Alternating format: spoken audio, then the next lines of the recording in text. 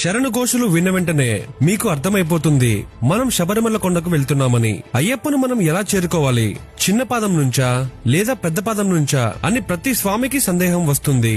శబరిమల యాత్రలో చిన్న పాదం మార్గం అంటే ఏమిటి, అసలు మనం ఎందుకు కాలినడక మార్గంలోనే అయ్యప్ప స్వామిని దర్శనం చేసుకోవాలి?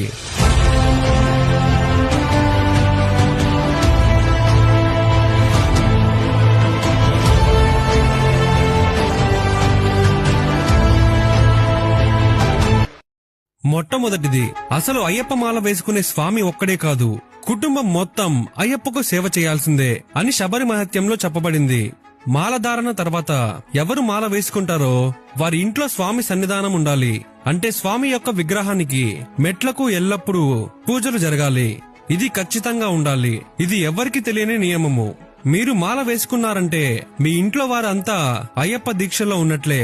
ఎవ్వరూ నియమాలు తప్పకూడదు. అలా తెలిసి కూడా తప్పులు చేస్తే ఆ కర్మ మనకు తరతరాల వరకు ఉంటుంది. మనం శబరికొండను చాలా మంది చిన్న పాదం నుంచి మొదలు పెడతారు. అసలు చిన్న పాదం అంటే ఏమిటి? చిన్న పాదం అనేది శబరిమల యాత్రలో భక్తుల సన్నిధానం, అంటే అయ్యప్ప దేవాలయం చేరుకోవడానికి సులభమైన మార్గం. ఈ మార్గంలో భక్తులు పంబా నుండి సన్నిధానం వరకు దాదాపు 5 నుంచి 7 కిలోమీటర్లు కాలినడకన ప్రయాణించాల్సి ఉంటుంది. ఈ మార్గంలో మనం ఖచ్చితంగా దర్శనం చేసుకోవాల్సిన ప్రదేశాలు చాలా ఉన్నాయి.